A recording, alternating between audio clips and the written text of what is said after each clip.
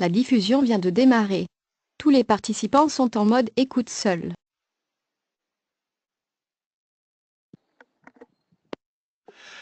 Bonjour à tous, je suis Georges Carbonel, responsable Southern Europe et responsable de la France. Nous sommes également en ligne avec François Serbel qui prendra la parole dans quelques minutes. Et le but de ce webinaire, c'est de traiter les avantages et les différences des différentes versions de Redis, à savoir la version pleinement communautaire et la version Redis Enterprise. Alors, je vais tout d'abord commencer par planter un petit peu la chose par rapport à Redis. Donc Redis, c'est une plateforme de base de données en mémoire. C'est la plus performante, la plus avancée sur son marché. On peut l'utiliser pour des applications opérationnelles, des applications analytiques ou hybrides. La société est une société américaine basée en Californie au sud de San Francisco à Mountain View, avec une base pour toute l'Europe, le Moyen-Orient qui se trouve à Londres, et puis la recherche et développement qui se trouve à la fois aux États-Unis et à Tel Aviv. Nous avons à l'heure actuelle plus de 7000 clients à travers le monde sur différentes versions de Redis. Et nous sommes régulièrement placés dans les top 1, 2, 3 des rankings de bases de données les plus en vogue, les plus performantes, et ainsi de suite. Alors, si on revient un petit peu plus sur la solution en elle-même, donc Redis est une base de données en mémoire. C'est une base de données clé-valeur, multimodèle, qui permet de supporter des jeux de données, des modèles de données différents et des cas d'utilisation divers et variés. La solution peut être totalement compatible à SID. Elle supporte une architecture multimètre, donc mètre et mètre, géographiquement distribuée, et on arrive à avoir une cohérence finale forte, comme on dit, hein, et avoir une technologie, en utilisant notre technologie qui est Conflict Free Replication Data Type, qui permet de gérer tout cela. Le maître mot de Redis, c'est le temps réel. Redis est le maître du temps réel. Ceci dit, cela permet des utilisations diverses et variées. On va pouvoir utiliser Redis dans le monde du caching, dans le monde du transactionnel en temps réel ou à forte vélocité. Dans le domaine de l'analytique, Redis est très utilisé, notamment pour des analyses en temps réel, tout ce qui est lié au prédictif, hein, notamment.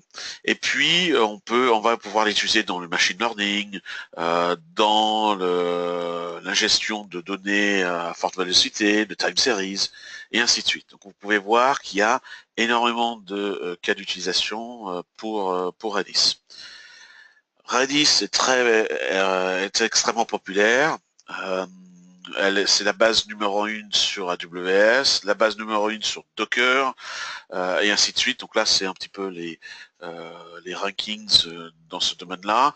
Et puis, si vous cherchez sur Internet ou si vous nous contactez, on pourra vous fournir des benchmarks indépendants. Il y en a plus d'une trentaine sur le web qui démontrent que Redis est la base de données la plus performante, la plus rapide sur le marché. Justement, à ce sujet, les applications responsives aujourd'hui ont besoin de temps de réponse extrêmement rapide. Ils ont grosso modo en moyenne 50 millisecondes pour ce qu'on appelle la latence Internet, entre les utilisateurs Internet et leur arrivée sur les serveurs d'application. Ils ont encore 50 millisecondes pour aller-retour pour faire pour avoir le temps de réponse de l'application en elle-même en incluant tout le processus de base de données et le processus applicatif et le processus bien évidemment de processing. Et donc, qu'est-ce que ça fait, ce temps de latence de 100 millisecondes, qui est devenu le nouveau standard? Cela veut dire qu'on a de plus en plus besoin d'une base de données qui puisse atteindre les 1 milliseconde pour pouvoir laisser plus de temps à l'application pour faire ses calculs, etc., et faire en sorte que de ne pas perdre les utilisateurs Internet, de faire en sorte qu'ils aient une expérience. On ne voit pas ton écran. Ah. On ne voit pas ton écran. Pardon, excusez-moi. Alors, petite... excusez-moi, ça t'est... Alors, on va...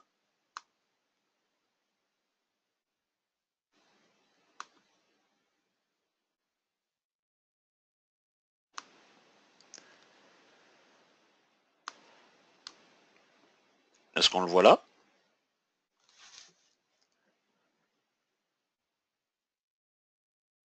Oui, on le voit. Ah, d'accord. Alors, je vous prie de bien vouloir m'excuser. J'étais dans le... dans le... On va...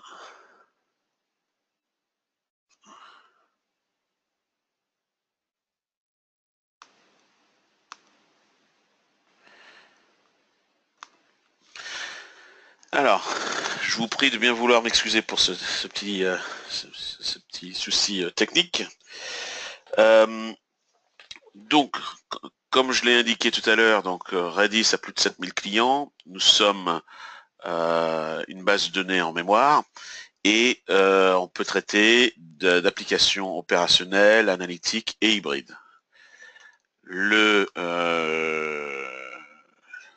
La solution Redis est une base de données clé-valeur, multimodèle, supportant des modèles de données différents et permettant d'appliquer des cas d'utilisation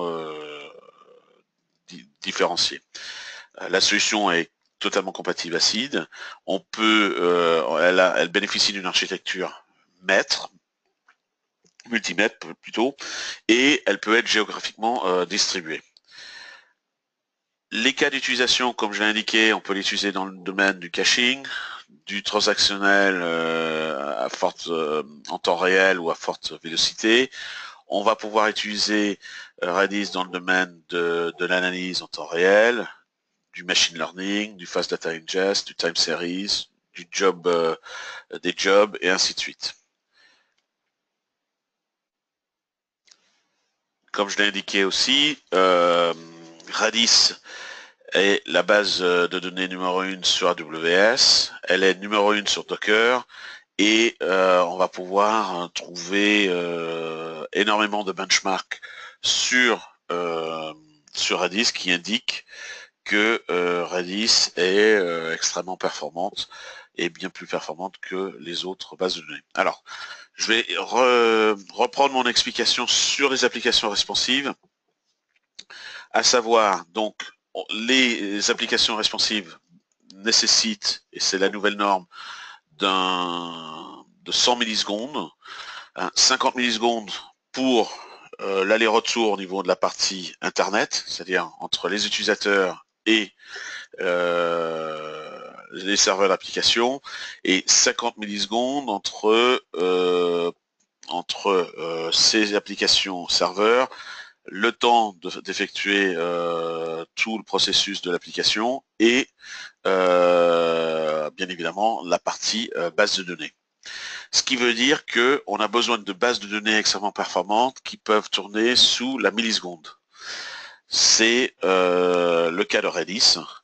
Redis va pouvoir être utilisé dans le cas du transactionnel justement pour assurer cette norme des 100 millisecondes qui est devenue une norme pour ce qu'on appelle du end-to-end, c'est-à-dire entre les utilisateurs qui vont se connecter à travers Internet ou à travers le cloud à des applications serveurs et puis la base de données et tous les calculs nécessaires.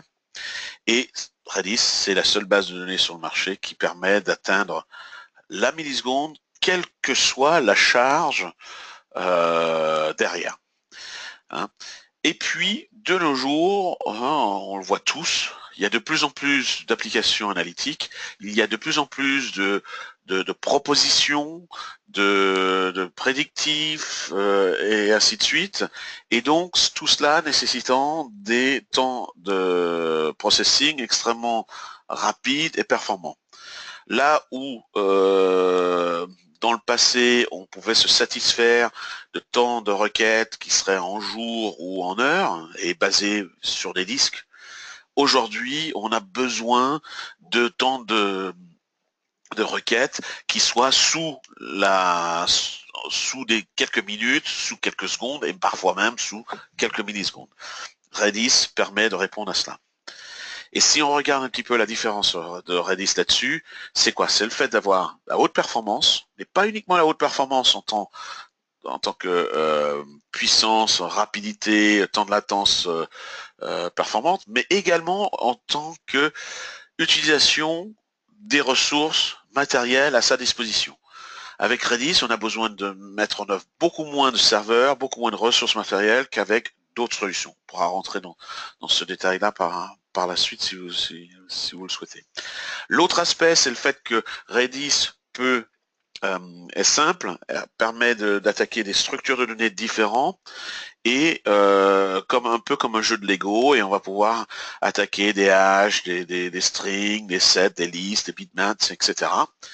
Et puis le côté extensibilité, le fait qu'on va pouvoir utiliser des modules Redis qui existent, que nous fournissons, que la communauté fournisse, ou que vous pouvez vous-même créer. Hein. Et l'avantage des modules, c'est le fait de pouvoir créer quelque chose de réplicable. Vous allez pouvoir pousser des éléments de calcul, des algorithmes, etc., directement au niveau de la base de données, alléger votre application, hein, et grâce à ces modules, eh bien, vous allez pouvoir le reproduire plus facilement avec d'autres cas d'utilisation, sur d'autres projets et ainsi de suite, et ça rend la chose beaucoup plus facile à gérer, que ce soit au niveau des mises à jour et du suivi.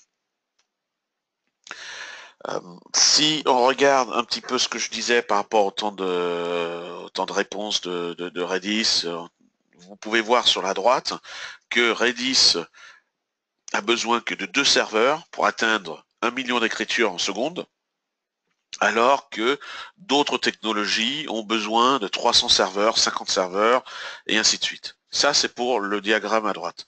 Sur le diagramme à gauche, vous pouvez voir que les scénarios de faible latence sont extrêmement intéressants avec Redis. Je vais entrer même encore un peu plus dans ce sujet ici. C'est que Redis est bien évidemment bien plus performante que du Hadoop, du HDFS et du Spark, hein, puisque le temps moyen d'exécution par rapport à ce benchmark est de l'ordre de 95 pour un HDFS, de la trentaine ou quarantaine, de la trentaine et quelques pour Spark, alors que Redis est sur du 0,7, du 1,4 ou du 1,1.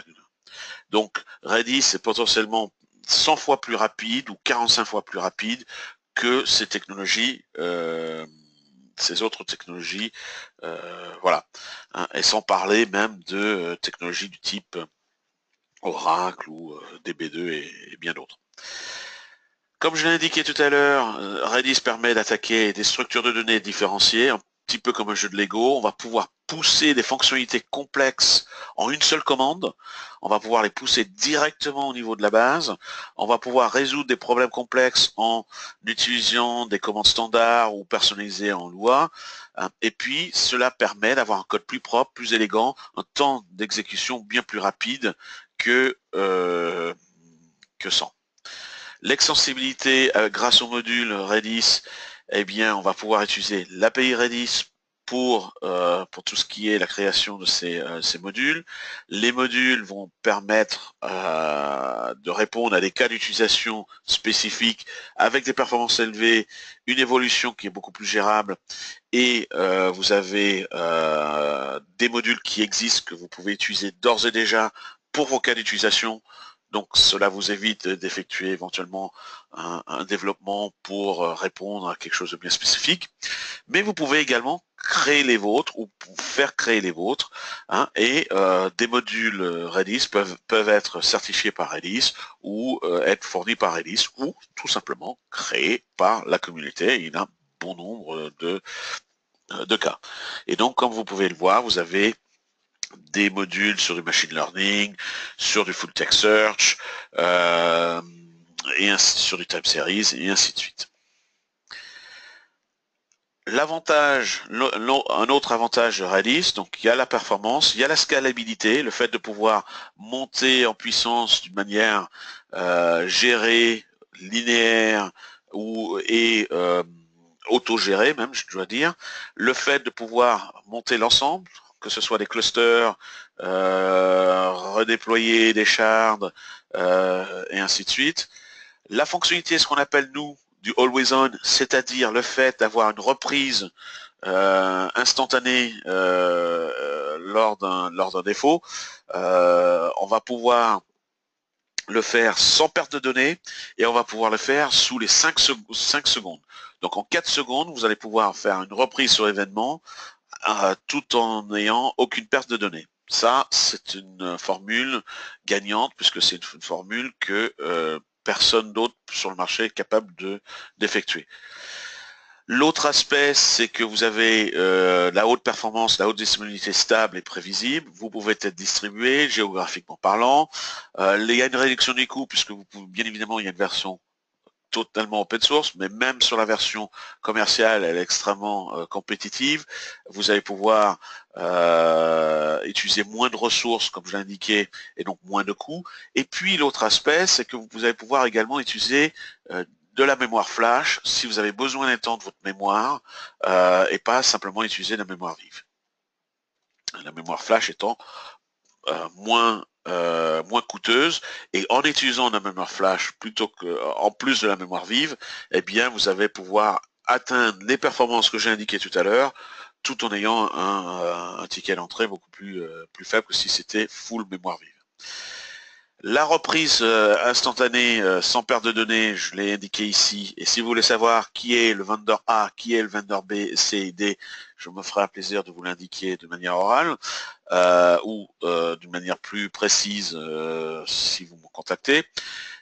Pour les besoins de ce webinaire, on a préféré ne pas indiquer qu'ils étaient, mais vous pouvez voir que Redis, c'est la solution qui permet d'avoir une temps de reprise en moins de 5 secondes avec aucune perte de données.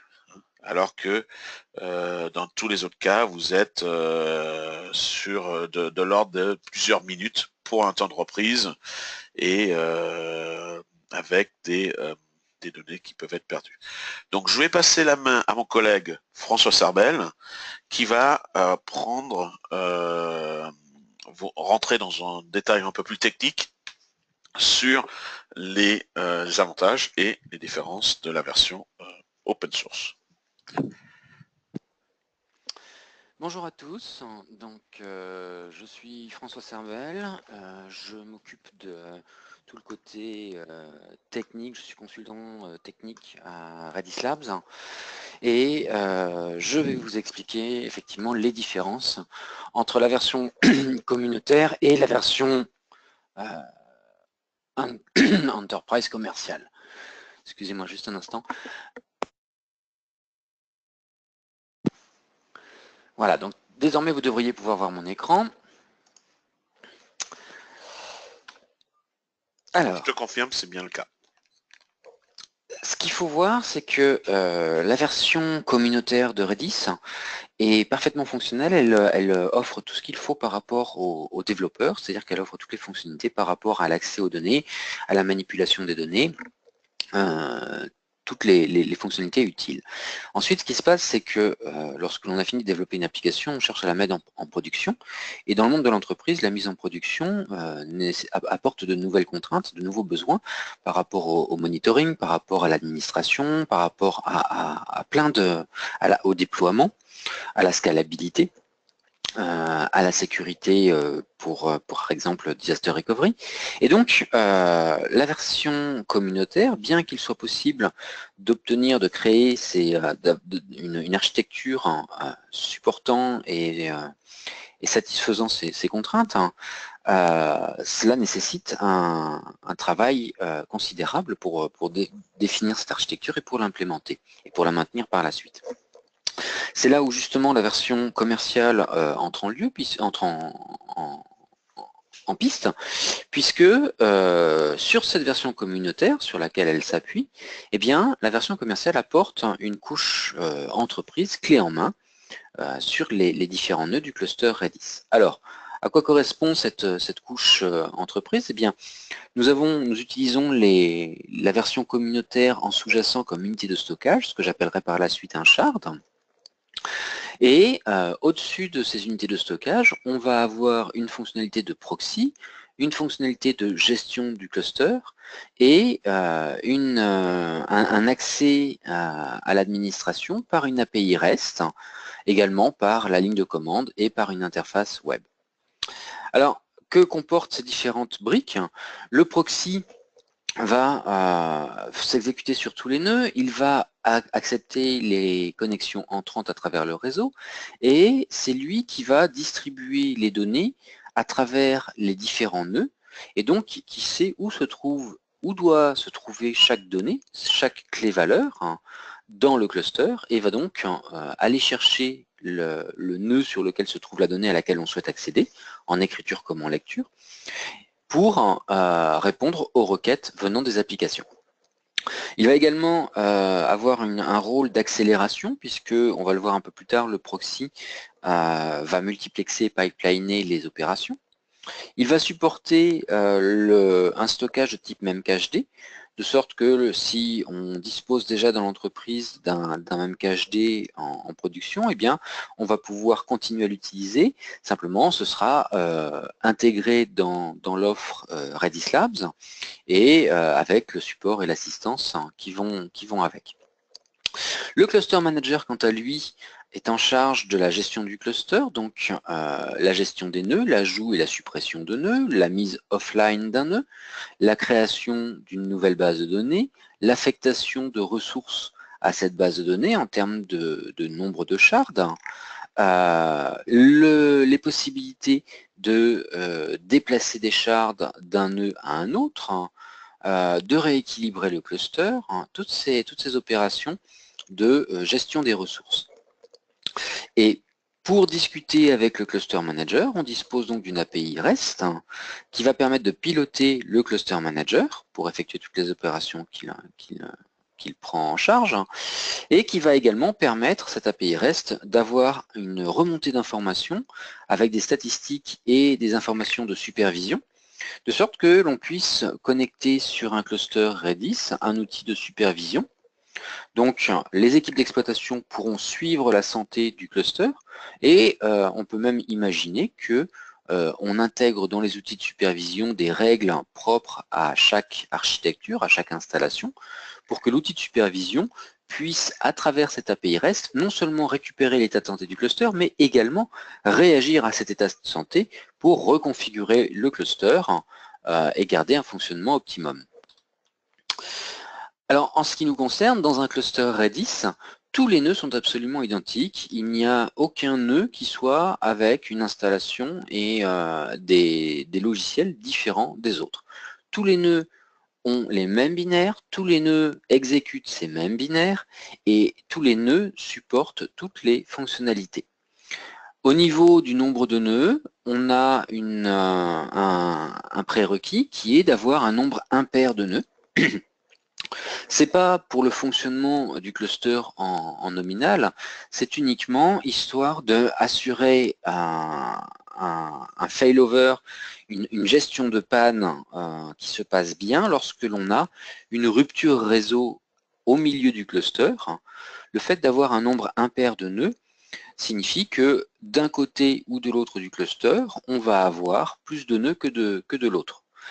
Ça permet d'obtenir un quorum et donc d'assurer qu'on n'ait qu'un seul des deux côtés du cluster qui deviennent maîtres sur les données pour éviter les problématiques dites de split brain. Redis Cluster gère la multitenancy. Il y a d'autres bases NoSQL qui ne peuvent pas monter au-delà d'un certain nombre de bases de données hard-codées dans leur solution. En ce qui nous concerne, dans un cluster Redis, on a un certain nombre de ressources matérielles. Donc pour faire simple, on va compter les cœurs par exemple. Et on va dire qu'on peut mettre un shard par cœur.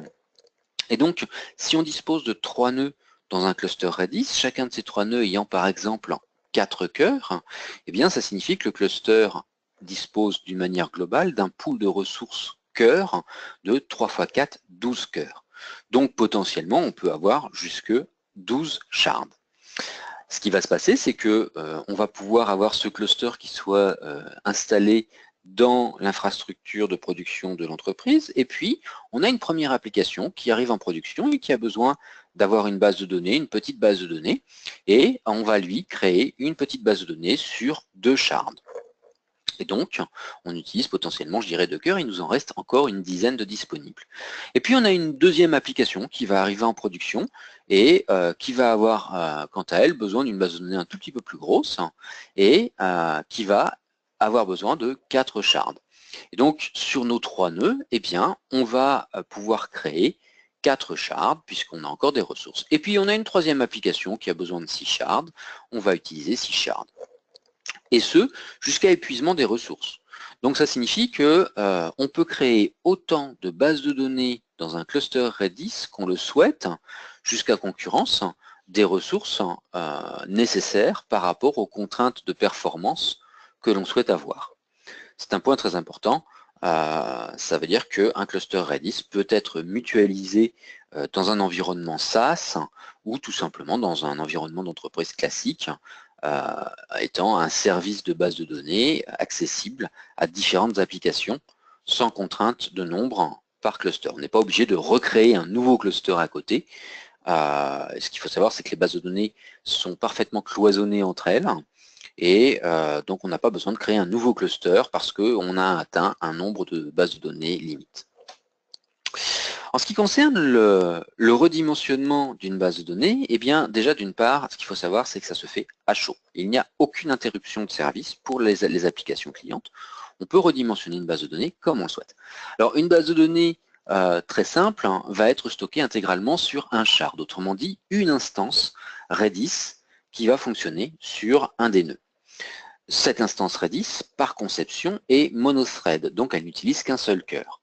C'est un choix de conception, c'est un choix qui est parfaitement assumé, qui nous permet d'obtenir de meilleures performances. Maintenant, il est clair que même si un seul shard peut satisfaire une grosse partie, je dirais, des contraintes de performance de la majorité des applications, on peut se retrouver dans un cas où on a besoin d'avoir plusieurs shards pour augmenter le débit des bases de données, le débit d'accès aux données, en ayant plusieurs cœurs qui servent cette base de données. Alors ce qui va se passer, c'est qu'on va dire au cluster manager à travers l'API REST, donc à travers l'API REST directement ou à travers l'interface web ou à travers la ligne de commande, on va lui dire de couper cette base de données en deux et d'en mettre la moitié dans un shard, la moitié dans un autre shard. On est toujours sur le même nœud pour l'instant, mais ça signifie que sur ce même nœud, eh bien, on va utiliser 2 cœurs au lieu d'un pour servir cette base de données. Un cœur est en charge de la première moitié de la base de données et un autre cœur est en charge de la deuxième moitié.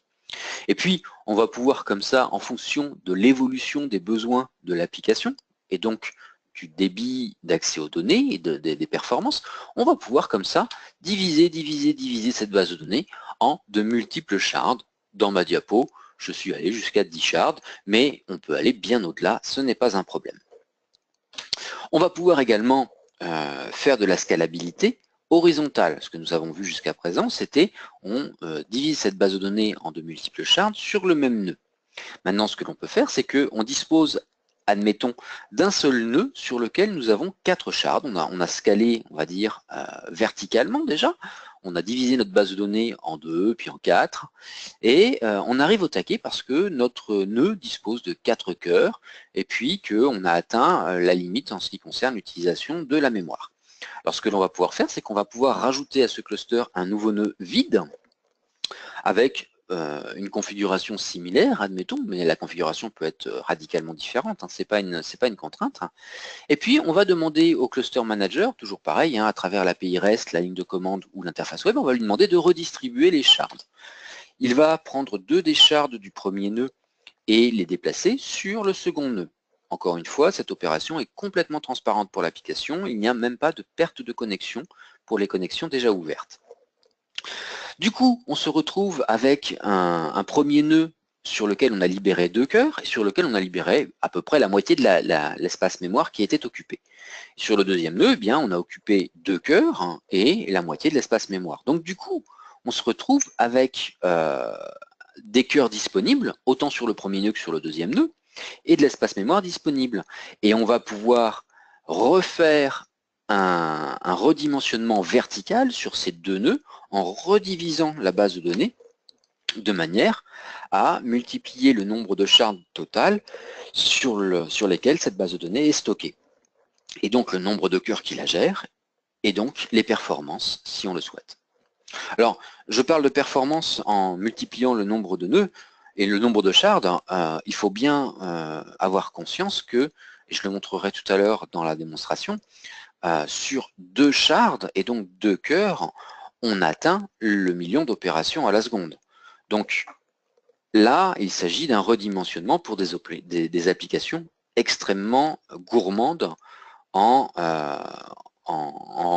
nombre d'opérations secondes et en débit. Alors, toutes ces opérations de redimensionnement peuvent être complètement automatisées si l'on choisit l'offre cloud de Redis. Alors que ce soit l'offre cloud hébergée sur le cloud de Redis Labs, donc la database as a service sur notre cloud, en mode virtual private cloud ou non, mais ça peut également être sur un de vos clouds à vous, le cloud que vous avez choisi, et sur lequel vous avez un Redis d'installer et vous nous demandez de l'administrer, de l'infogérer. Donc dans ce cas-là, bien évidemment, le redimensionnement est complètement automatique puisque nous nous en occupons. La deuxième possibilité, c'est d'utiliser Redis iPack qui signifie que vous installez le logiciel et que vous l'administrez ensuite. Et donc avec Redis iPack, vous l'administrez, donc vous avez la possibilité vous-même de faire ce redimensionnement, soit en utilisant les API, la ligne de commande ou l'interface web. Donc les API de manière automatisée, la ligne de commande pour faire des scripts, et puis l'interface web pour le faire manuellement, par exemple. Donc au final, vous pouvez également, par vous-même, complètement automatiser le redimensionnement en fonction de règles que vous allez définir vous-même par rapport à vos contraintes, contraintes très certainement des contraintes d'architecture et de coût en termes de nombre de nœuds. Les nœuds pouvant être des machines virtuelles ou des machines physiques bare metal. Redis est une solution supportant la haute disponibilité. Alors, comment atteint-on la haute disponibilité? Eh bien, c'est très simple. Imaginons un cluster de 3 nœuds. Le premier nœud est dans un premier rack, le deuxième et le troisième nœud sont dans un autre rack, ils sont tous les deux dans le même rack. On va créer une base de données utilisant 2 shards, M1 et M2, et on va simplement cocher la case « Je souhaite que cette base de données soit en mode haute disponibilité ». Et je demande à Redis de maintenir cet état. Ce qui va se passer, c'est que Redis automatiquement va créer pour chacun des shards de la base de données un réplica, un jumeau, un clone. Et bien évidemment, il va le créer sur un nœud différent du shard cloné. Autrement dit, le shard M1 situé sur le nœud 1 va avoir son clone sur un autre nœud, le nœud 2 ou le nœud 3, donc là sur mon schéma le nœud 3. Et le shard M2 du nœud 2 va avoir son clone sur le nœud 1. Il ne va pas avoir son clone, il ne peut pas avoir son clone sur le nœud 3 puisque Redis gère également le côté Rack Zone Awareness. Autrement dit, étant donné que le nœud 2 et le nœud 3 sont dans le même rack, ils partagent une même ressource. Cette ressource pouvant tomber en panne, ça signifie que les deux nœuds peuvent être mis offline simultanément et donc perdre de la donnée potentiellement, eh bien, on va mettre la copie de sécurité des données du rack 2 sur le rack 1. Donc, la copie de sécurité de M2, le nœud 2 qui fait partie du rack 2, sur le nœud 1, parce que ce nœud 1, justement, n'est pas sur le même rack. Alors, qu'est-ce qui va se passer ensuite? L'idée de la haute disponibilité, c'est de se protéger contre les pannes. Alors, le premier cas de panne, c'est la panne d'un processus. Imaginons que nous ayons la panne d'un processus Redis, d'un shard, tout simplement. Donc, la situation initiale, nous avons un cluster avec 2 nœuds. Nous avons une base de données qui est hébergée sur un seul shard, qui est sur le nœud 1. La connexion se fait à travers un point d'accès propre à la base de données. Donc, on a un nom DNS, ma base de données.moncluster.com par exemple, qui fait une connexion sur le proxy du nœud 1, qui va chercher les données pour cette base de données sur le shard qui se trouve dans le nœud 1. En règle générale, par défaut, Redis Cluster essaye de garder les shards maîtres à proximité de l'adresse IP correspondant au point d'entrée de la base de données. Autrement dit, on va éviter les sauts réseau à l'intérieur du cluster pour garder un meilleur niveau de performance. Et puis, le nœud 1 va perdre son processus Redis. Donc, le shard va tomber. Que se passe-t-il à ce moment-là? Le cluster réagit immédiatement. La connexion des applications n'est même pas perdue puisque le proxy est toujours en train de fonctionner. Donc, le proxy n'a pas coupé la connexion depuis les applications clientes. Et par contre, au lieu de diriger les requêtes vers le shard le shard maître qui se trouvait sur le nœud 1, eh bien, il va rediriger ses requêtes vers le shard qui se trouve sur le nœud 2. C'était un shard esclave, un shard clone, un shard répliqué, qui va être promu shard maître, et donc qui va devenir maître sur les données. Donc, il n'y a pas d'interruption de service. Ensuite, lorsque le cluster a détecté cette situation, je vous ai dit qu'on lui a configuré un état. On lui a dit « je veux de la haute disponibilité, je veux de la réplication », sans en dire plus. On n'a pas eu besoin de lui dire « je veux 1, 2, 3 esclaves ». Il n'y a pas besoin de ça. La version communautaire gère cette fonctionnalité très bas niveau. C'est-à-dire qu'il faut définir des esclaves, on peut en définir plusieurs, pour chacun des maîtres. D'autres solutions concurrentes nécessitent également la définition d'un certain nombre d'esclaves avec des problèmes de saturation réseau en fonction du nombre d'esclaves, et puis quoi qu'il arrive, des limites en nombre d'esclaves. Nous, en ce qui nous concerne, la solution est beaucoup plus simple. Ou bien on veut la haute disponibilité, ou bien on ne la veut pas. Si on la veut, ça signifie qu'à tout moment, le cluster manager va faire tout son possible pour toujours avoir un shard répliqué par shard maître. Lorsque mon shard maître est tombé, que le shard esclave a été promu maître, on se trouve dans une situation où il n'a plus de réplica. Et automatiquement, le cluster manager va détecter qu'il ne satisfait pas à la demande qui lui a été faite, il n'est pas dans l'état demandé, et il va automatiquement recréer un esclave qu'il va synchroniser avec le maître, de sorte que l'on soit toujours en situation de haute disponibilité, quoi qu'il arrive. Alors ensuite, ce qui va se passer, c'est que il est tout à fait possible, lorsque l'on est dans cette situation-là, l'esclave va se mettre à niveau, il va être totalement à jour par rapport au nouveau maître, et l'administrateur peut tout à fait décider de revenir à la situation nominale, autrement dit d'échanger les rôles pour ramener le shard de maître à proximité du proxy gérant le point d'entrée. Puisque on peut bien évidemment déplacer le point d'entrée sur l'autre proxy, c'est aussi une solution, mais ça signifie qu'on risquerait de couper des connexions actives. Donc plutôt que de faire ça, autant juste échanger les rôles des shards de sorte que l'application n'ait même pas de rupture de connexion et n'ait pas d'interruption de service. Alors cette opération se fait manuellement, mais il est possible de l'automatiser. Deuxième cas de figure, la défaillance du processus proxy. Donc on est dans le même cas de figure à l'origine et le proxy tombe. Ce qui va se passer, c'est que le cluster manager va immédiatement réagir. L'application, elle va perdre sa connexion, ça c'est inévitable. Par contre, l'application, contrairement à la version communautaire, peut disposer d'une bibliothèque cliente Redis extrêmement basique. Elle n'a pas besoin d'avoir une bibliothèque cliente qui soit cluster aware ou sentinel aware selon la configuration de la version communautaire. En fait, une simple bibliothèque qui sait uniquement se connecter à un nom avec un port, un nom de serveur avec un port, et qui sait ensuite uniquement effectuer les opérations de set et de get, va suffire. Concrètement, un simple telnet suffit. Ça signifie qu'avec la version commerciale, on peut tout à fait utiliser des bibliothèques qui vont être embarquables, y compris dans des puces extrêmement légères, telles que des Arduino par exemple. Ce qui est intéressant à ce niveau-là, c'est que ma bibliothèque, quelle que soit celle que j'utilise, sa première réaction quand elle perd une connexion, ça va être de la réouvrir. Imaginons qu'elle était connectée donc à ma base de données .moncluster.com, eh bien, elle va chercher à s'y reconnecter.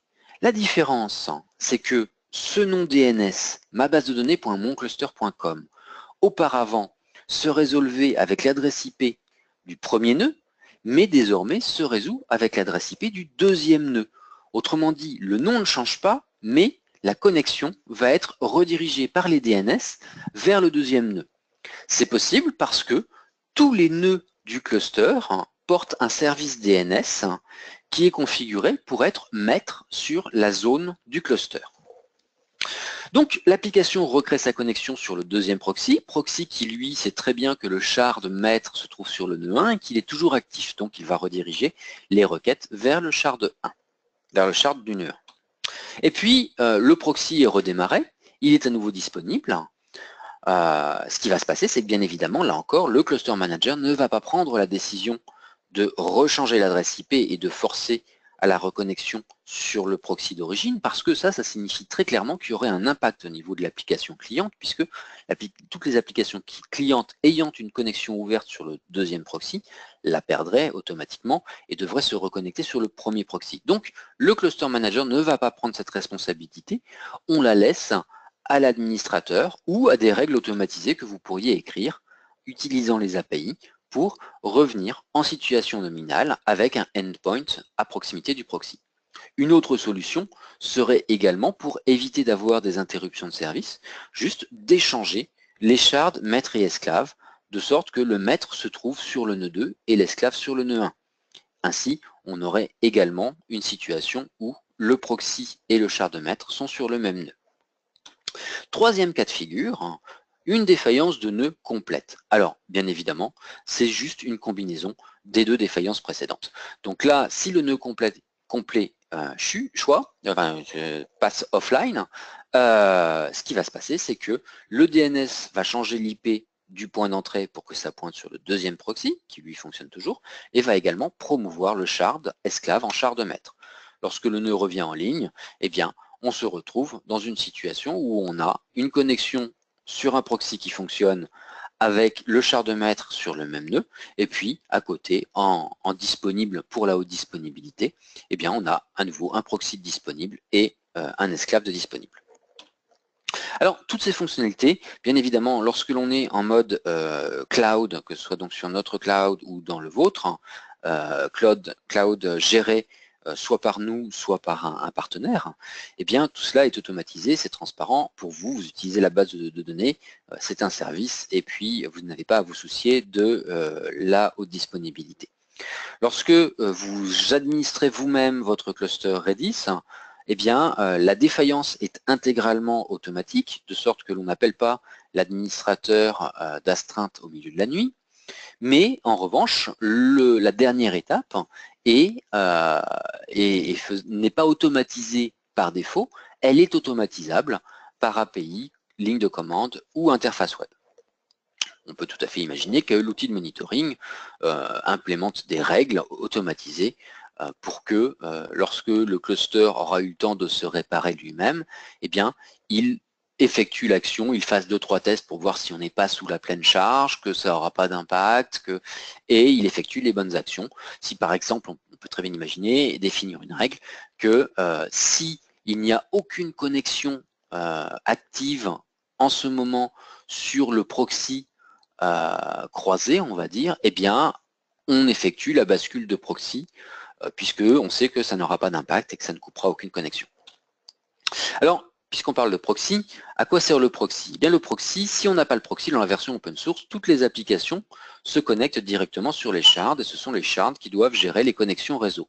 Autrement dit, si on a, admettons, 8 instances d'applications, eh bien, on aura au minimum 8 connexions sur le shard. Donc, ça signifie que le shard doit gérer des connexions réseau, alors que son travail est de gérer de la donnée, et que ça prend des ressources. Par ailleurs, ça signifie également que l'application doit gérer des connexions relativement bas niveau vers les shards, mais qu'elle doit également, dans la version communautaire, avant de se connecter à des shards, se connecter à un réseau de sentinelle ou à un autre service de discovery pour savoir sur quel shard se connecter. Puisque lorsque l'on a distribué les données dans la version communautaire, eh bien, une partie de l'intelligence se trouve dans la bibliothèque client, ce qui oblige à avoir des bibliothèques clientes qui soient un petit peu plus lourdes que celles qui sont nécessaires pour la version commerciale. Dans la version commerciale, on dispose donc du proxy qui vient se mettre entre les deux, qui va recevoir toutes les connexions entrantes. Donc n'oubliez pas, on a les services qui s'exécutent sur tous les nœuds. Donc les connexions entrantes, déjà, elles vont être réparties sur tous les nœuds, sur les proxys de tous les nœuds. Et ensuite, ces proxys vont ouvrir des connexions vers les shards. Ça signifie que si par exemple, on a, admettons, 3 nœuds, chacun ayant un proxy, et on a une base de données qui est répartie sur 3 shards, admettons un shard sur chaque nœud, eh bien, ça signifie que chaque shard recevra 3 connexions et chaque proxy émettra 3 connexions vers les shards. Donc, on limite le nombre de connexions. Alors, ça va avoir des énormes avantages parce que le proxy peut, par ailleurs, optimiser du coup. Imaginons, par exemple, que le proxy, que nous ayons 3 applications qui demandent à accéder au client 1, au client 2 et au client 3. Chacune de ces applications fait une requête. Le proxy voit ces 3 requêtes arriver. Et par hasard, il se trouve que les clients 1, 2 et 3 se trouvent dans le même shard. Eh bien, le proxy le sait, puisque c'est lui qui s'occupe de distribuer les données.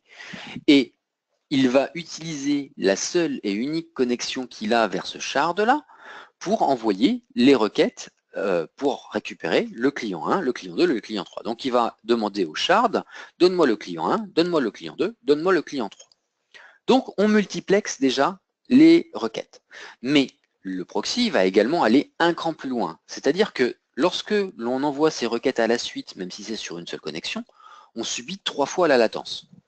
Le proxy, ce qu'il va faire, c'est qu'il va pipeliner ses opérations. Au lieu de demander « donne-moi le client 1, donne-moi le client 2, donne-moi le client 3 », en série, il va demander en une seule requête « donne-moi le client 1, 2, 3 ». Et la réponse va être « je te renvoie les clients 1, 2, 3 ». Et donc, on n'a qu'une seule fois la latence pour récupérer ces informations-là. Donc, ce sont des optimisations que le proxy va être en mesure de faire, qui ne sont pas possibles lorsque l'on utilise la version communautaire. Alors ensuite, on a également des améliorations par rapport à la réplication. La réplication se fait absolument sans aucun accès au disque, ça se fait de mémoire à mémoire, du shard de maître au shard d'esclave. Donc ça permet d'avoir de meilleures, une plus faible latence pour la réplication. Ensuite, en ce qui concerne la persistance, parce que Redis est une base de données in-memory, c'est une base de données clé-valeur in-memory. Sauf que une base de données qui est uniquement in-memory, ça signifie que si on arrête un nœud, eh bien on perd les données. Typiquement, même KHD est dans ce cadre-là.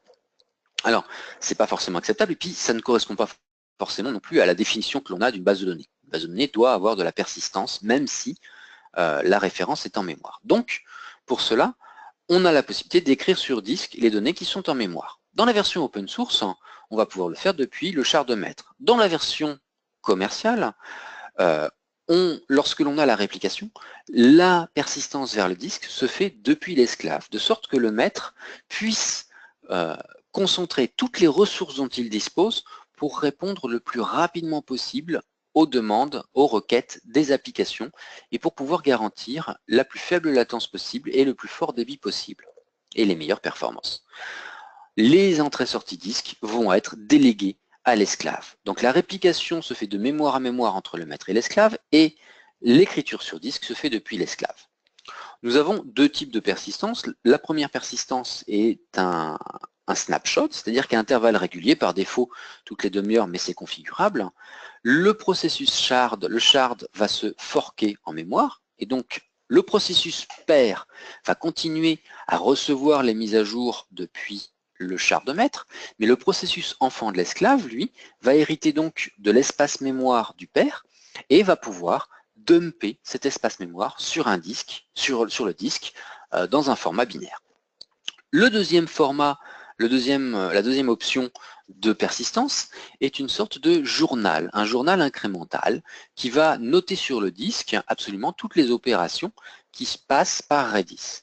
Alors, ça va le noter au format texte. C'est très intéressant parce que ça signifie que si nous effectuons une fausse manipulation et que nous supprimons des informations de la base Redis, il est tout à fait possible de restaurer cette base de données en supprimant les opérations qui avaient effectué les suppressions dans le fichier journal, de sorte que toute la base se restaure, sauf ces opérations de suppression.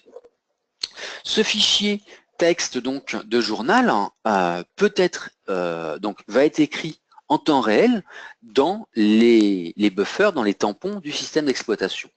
Simplement, pour que ce soit réellement écrit sur disque, Redis va pouvoir déclencher un F-flush sur le disque, une synchronisation sur le disque au niveau du système d'exploitation, à intervalles réguliers de manière temporelle, ou à chaque opération, si on le souhaite, si on souhaite avoir une persistance qui soit garantie.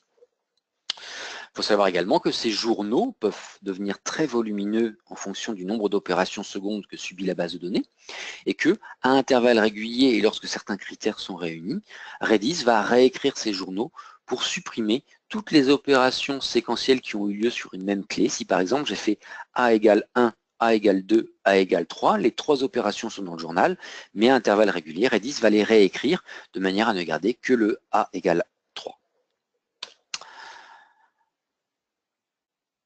De la même manière, les opérations d'écriture de ce journal ont été optimisées dans la version commerciale par rapport justement à la fréquence et aux conditions de réécriture de ce journal, ce que je viens de vous décrire.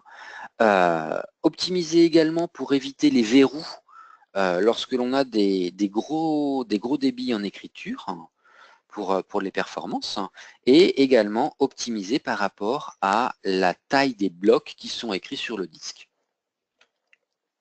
Une autre fonctionnalité particulièrement intéressante, présente uniquement dans la version commerciale, est la possibilité de faire une réplication non plus à l'intérieur du cluster pour la haute disponibilité, mais une réplication de cluster à cluster ou de base de données à base de données, même au sein d'un même cluster. Alors, cette fonctionnalité va pouvoir servir à plusieurs cas d'usage. Il peut s'agir, le plus évident, d'un cas de disaster recovery. Nous avons un data center sur lequel on travaille, et puis on a un deuxième data center de disaster recovery qui va recevoir toutes les modifications passées sur la base de données du premier cluster, dans le premier data center. Et donc, en cas de perte du cluster ou du data center, on peut basculer. Ça, c'est un premier cas d'usage. Il y en a d'autres. On peut très bien imaginer avoir une proximité géographique avec un cluster dans un data center aux États-Unis, un cluster dans un data center en Europe, un cluster dans un data center en Asie. Et puis, on a dans ce cas-là, imaginons chaque cluster qui ne contient que les données des clients locaux. Donc dans le cluster américain, on n'a que les Américains, dans le cluster asiatique, que les Asiatiques, dans le cluster européen, que les Européens. Et le siège de l'entreprise se trouve, admettons, au Luxembourg pour ne pas payer d'impôts. Et dans un cluster situé dans un data center au Luxembourg, on souhaite avoir tous les clients mondiaux. Eh bien, c'est tout à fait possible. On peut même le faire dans une seule et même base de données. C'est-à-dire qu'on peut très bien dire à Redis, voilà, dans cette base de données worldwide, tu vas me répliquer la base de données américaine, plus la base de données asiatique, plus la base de données européenne. Et derrière, je pourrais faire ce que je veux sur cette agrégation. On va pouvoir avoir également une architecture multimètre avec des mises à jour des deux côtés et de la réplication bidirectionnelle. On va pouvoir avoir un cluster qui soit dédié, admettons, à l'opérationnel pour garantir les performances, les très hautes performances sous la milliseconde. Admettons que ce soit pour de la data ingestion avec de l'IoT, ou que ce soit, je ne sais pas moi, il pourrait imaginer que nous ayons des caisses enregistreuses d'un supermarché qui vont vérifier les promotions ou des choses comme ça dans un cluster Redis. Il est hors de question de faire attendre le client au moment du paiement. Mais par contre, on souhaite effectuer des rapports analytiques, des analyses complètement ad hoc, complètement à la demande sur ces tickets de caisse et sur des informations temps réel. Mais on ne veut pas que ça impacte l'opérationnel parce que les requêtes sont non prédéfinies, donc on ne peut pas savoir ce qui va se passer exactement. Donc on peut tout à fait répliquer la base de données des tickets de caisse sur un autre cluster sur lequel on effectuera des analyses. Les possibilités sont extrêmement nombreuses avec cette fonctionnalité-là. On a également une fonctionnalité qui va permettre d'étendre l'espace mémoire disponible. Pourquoi? Eh bien parce que Redis, comme on l'a dit, est une base de données en mémoire, in memory. Et un jour ou l'autre, on risque d'atteindre la limite de la mémoire, que ce soit parce que on ne peut plus techniquement mettre de RAM sur les nœuds. On a atteint, admettons, 2 Tera de RAM, et puis, mis à part chez SGI, il y a peu de machines qui supportent plus de 2 Tera de RAM. Que ce soit pour des contraintes financières, parce que la RAM, ça coûte cher, hein, que ce soit après ça parce que le volume de données est plus important que ce que l'on avait prévu, parce qu'on a plus de clients que prévu, parce qu'on a décidé de conserver l'historique et de ne pas le faire expirer, de ne pas le sortir de la base de données, peu importe les raisons. Simplement, ce qui se passe, c'est que voilà, on n'a plus assez de RAM pour stocker toutes les données. Eh bien, pour cela, Redis offre une solution qui est d'utiliser un disque rapide, un SSD ou un NVMe, pour étendre la RAM. Cet espace de stockage sera considéré un petit peu comme un espace de swap, sauf que, à la différence du fichier d'échange géré par le système d'exploitation, eh bien Redis connaît ces structures données.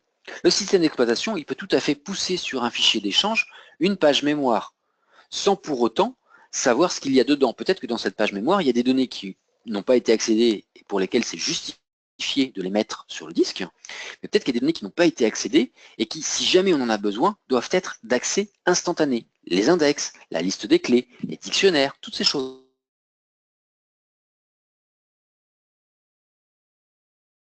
dans un fait d'échange.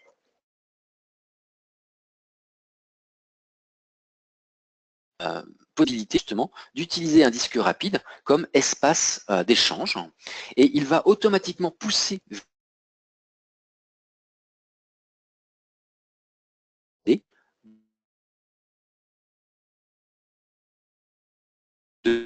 pour une on dit voilà, on veut garder en vrai RAM 50% de nos données ou X% de nos données et dans l'espace mémoire plus lent qui est le SSD, on veut pousser le pourcentage restant. Et automatiquement, ça va être géré. Alors en termes de performance, après avoir fait des tests, on continue à atteindre des performances sous la milliseconde avec jusqu'à 50% de la donnée stockée sur SSD. Donc ça signifie qu'on peut potentiellement économiser jusqu'à 50% de ses coûts de RAM avec Redis. Alors bien évidemment, cette solution répond plus ou moins bien en fonction des cas d'usage que l'on rencontre. Il est évident que si on a des clés qui sont 10 fois plus grosses que les valeurs pour les couples clés-valeurs, eh bien éjecter la valeur sur disque ne va pas amener un gain extraordinaire. En ce qui concerne la cohérence de l'écriture, lorsqu'une application effectue une écriture, elle envoie l'écriture au proxy, qui l'envoie au maître. Le maître reçoit l'écriture et immédiatement répond au proxy et donc à l'application, ça y est, j'ai la donnée.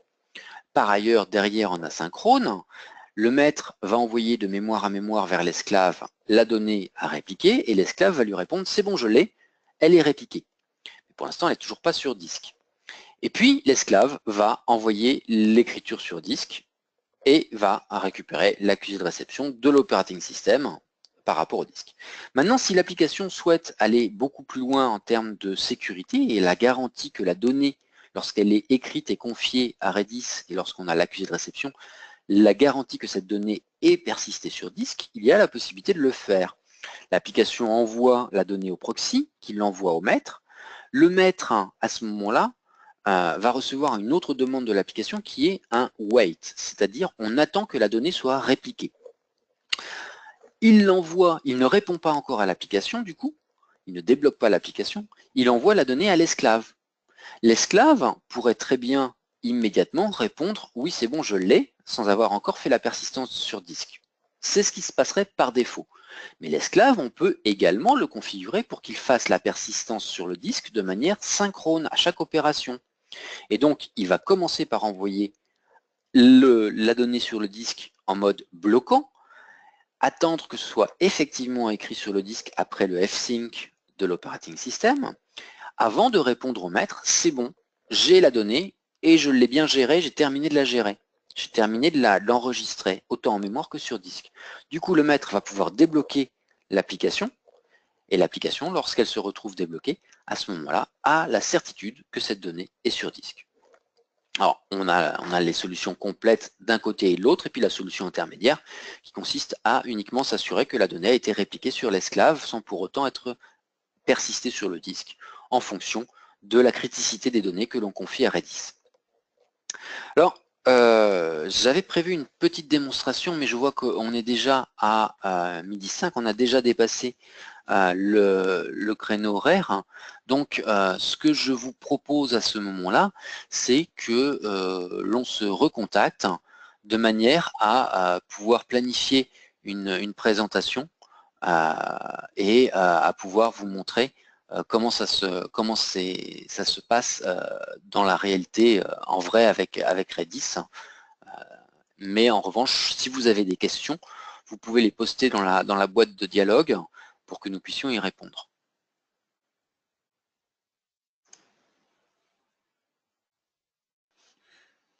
N'hésitez pas à nous envoyer un petit email à l'adresse que vous pouvez voir là sur votre écran et on se fera un plaisir de soit répondre à vos questions, vous donner un accès pour télécharger une des versions, que ce soit la version complète ou pas, de Redis, et puis on pourra également organiser une démonstration approfondie ou succincte selon votre besoin. Je pense que nous allons arrêter là et n'hésitez pas à nous recontacter, on se fera un plaisir de répondre à l'ensemble de vos questions. Nous vous souhaitons une excellente continuation, une excellente journée. Merci bien, bonne journée à tous.